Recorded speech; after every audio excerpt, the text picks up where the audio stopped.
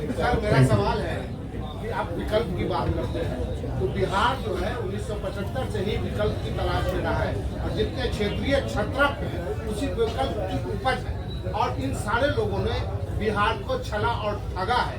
तो आप जन स्वराज जो है एक विकल्प के रूप में देखा जा रहा है, इसकी क्या गारंटी है कि पिछले लोगों की तरह जन स्वराज बिहार के लोगों? मेरे भाई, हमारी हर भाषण को सुन लीजिए। हम हर भाषण में पहले कहते हैं कि आप बिल्कुल प्रशांत किशोर पर भरोसा मत कीजिए, आप अपने आप पर भरोसा कीजिए। प्रशांत किशोर अगर जन स्वराज बनाते, हम इसके नेता होते, हम आपको कहते कि हम आपका ठीक कर देंगे, तब में धोखा देते। हम तो आप हमारी भाषणों को जाकर सुन लीजिए।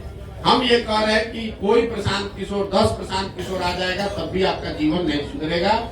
आपको अपने आप में, अपने वोटिंग बिहेवियर में सुधार करना है और दल अगर बनाना है तो सबको मिलकर बनाना होगा ताकि कोई किसी को न ठगे।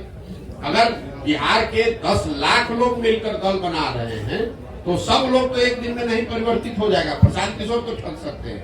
आपने कहा पहले हुआ है, पहले किसने यहाँ बिहार में सबको सबसे संवाद करके मिलके इतनी बड़ी पदयात्रा करके किसने दल बनाया?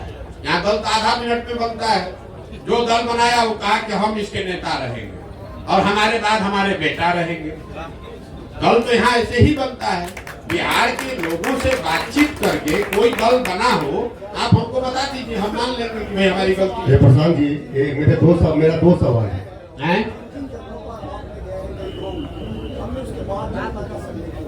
कुछ लोगों का कहना है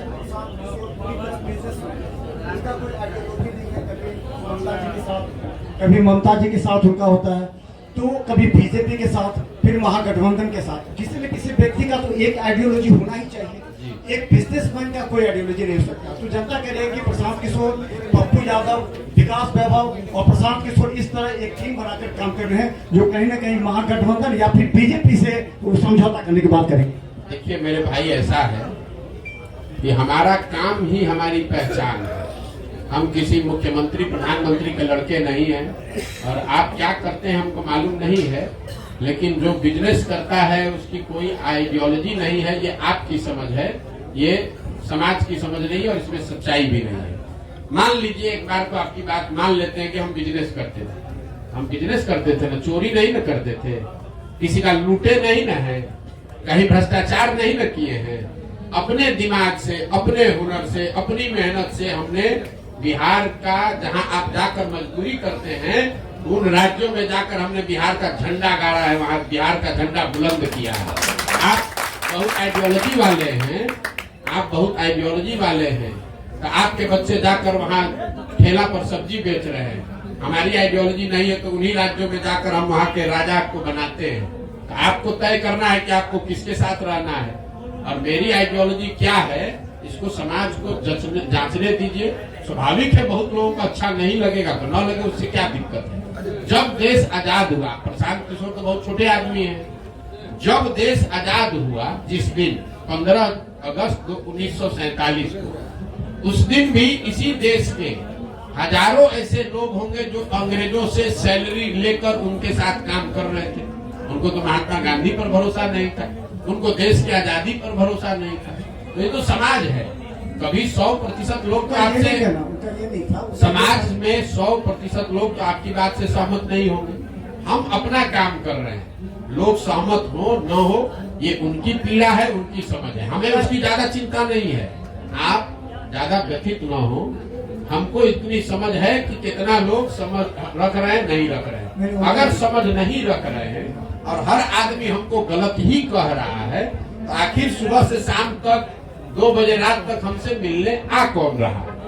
ये भी आप पत्रकार होने के नाते आपको पूछना चाहिए। देखिए उनका ये कहना था कि जैसे अलग अलग स्टेट में आपकी अलग अलग, अरे भाई हमने 10 बरस काम किया है, हमने आपको गिनवाया, वही काम हमारी पहचान है, तभी ना आप यहाँ बैठे हुए हैं।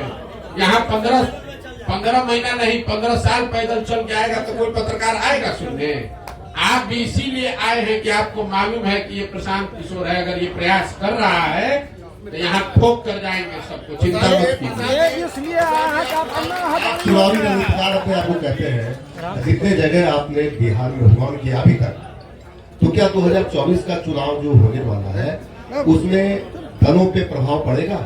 कितने जगह हम जब चुनाव ही नहीं लड़ रहे तो आप नहीं लड़ रहे हैं। कल आओ सुन लीजिए बात, 2025 का चुनाव होने दीजिए, उसके बाद आप हमको खोजिएगा मिलने के लिए कि प्रभाव क्या पड़ा नहीं पड़ा।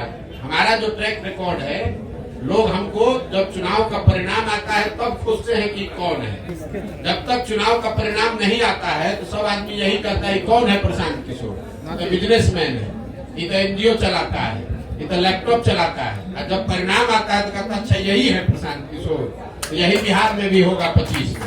एक सवाल मेरा आखिरी है। जिसको भी आपको लगता है ना कि जो बहुत बड़ा राजनीति का समझ है, उसको भी प्राइवेट में जाकर पूछ लीजिएगा, जिसको दम हो बिहार में, जिसको भी दम है उसको खुली चुनौती दे रहे हो। खाली कह दे कि हमको भैया ये चुनाव हम लड़ेंगे प्रशांत किशोर के खिलाफ, पूरा बिहार में जिसको दम है कि हम आके सामने कहते हैं हम लड़ाते हैं, जरा जीत के दिखा दें, जिसको दम है। खुला चुनौती दे रहे हैं तीनों दल का जो नेता बिहार का कोई क्षेत्र चुन ले और कहे कि भैया हमको यहाँ हरा कर दिखा दीजिए, उसको दिखा देंगे कि कैसे चुनाव लड़ा जाए। हमको किसी से सर्टिफिकेट की जरूरत नहीं है, हम यहाँ चुनाव लड़ने नहीं आए हैं, हम बिहार में अपना जीवन खपा रहे हैं इस राज्य को सुधारने के लिए। सुधरे न सुधरे वो समय बताएगा। चुनाव को लेकर हमको बिहार के टुटपुंजिया नेताओं से सर्टिफिकेट नहीं चाहिए। ये बिहार में जो लोग नेतागिरी करते हैं, इनके जो आका है उनकी जब गाड़ी फंसती है तो हमसे सलाह लेने आते हैं। अब उनको हम बताएंगे चुनाव कैसे लड़ा जाए, ये हमको बताएंगे। पप्पू यादव जी ने आरोप लगाया है चलिए आगे बढ़े।